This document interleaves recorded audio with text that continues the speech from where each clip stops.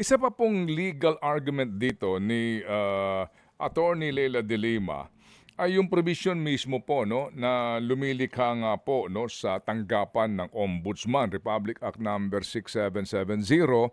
And kung mamarapatin po ninyo, Attorney Joel, ha, basahin ko lang po para kayo makapagbigay po ng Opo. sakto. Okay, sabi po dito, sabi po, Section 21, ito po yung ano no tungkol nga po sa Ombudsman organization, no. Officials subject to disciplinary authority exceptions.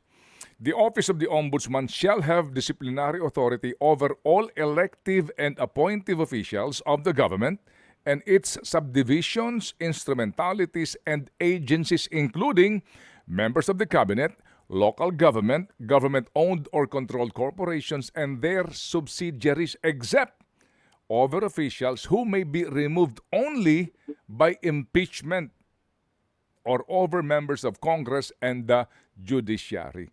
So sabi po dito ni Congresswoman De Lima, sabi niya, impeachable official si VP Sara. So dapat hindi panghimasukan ng ombudsman ang tanggapan ng Vice Presidente kasi nga siya ay impeachable official at yung nga ang proseso no, idadaan po sa Kongreso. Ano po ang tingin niyo po dito, Sir Congressman? Sususugan ko po yan. Dadagdagan ko pa po ng supporting case sa kaso po ng Ombudsman versus Court of Appeal. Dito po, sinasabi po na dapat po mauna po muna yung impeachment. Dito po kasi kinasuhan po yung Ombudsman. Yung Ombudsman po, alam naman po natin, kagaya po ni VP Sara, ay impeachable officer. So sabi po dito sa kasong to na dapat ma-terminate muna yung impeachment proceedings bago po siya panagutin ng criminal or administratibo. Yan po ang sinasabi din po sa kasong yun.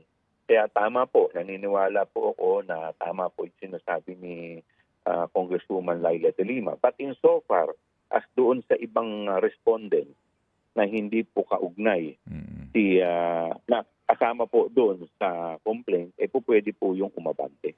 Opo. So, meaning, naniniwala kayo na maaring imbestigahan itong mga nasa ibaba, ano? Itong et al, kumbaga, sa kasong ito ng Ombudsman laban kay VP Sara, pero hindi dapat kasama si VP Sara. No?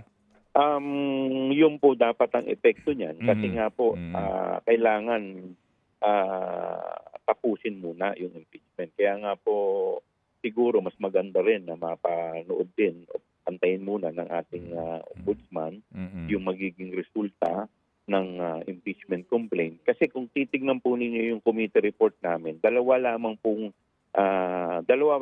sa articles ng impeachment complaint ang nakakasama po dyan. Yun po yung Article 2, at which is yung confidential fund, at saka yung Article 3, which is yung bribery. Hindi po kasama dyan yung Article 1, Article 4, Article 5, Article 6, at Article 7 na po pwede rin pong maging subject ng investigation ng Ombudsman. Opo. Sige po. So, kung sakasakali lang po, ano po, na ang takbo ng investigasyon ng Ombudsman dito ay kasama si VP Sara, will you interfere by way of motion o naman pong legal procedure to remind the Honorable Ombudsman sa provision po nitong batas na lumilikha sa kanilang tanggapan? Sa ngayon, siyempre, ayaw naman po namin mag-speculate dahil with all due respect sa ating congressman at sa ating ombudsman, Martires. But definitely, we will do all our legal moves na po pwede po namin gawin para po magkaroon ng patas at tama dito po.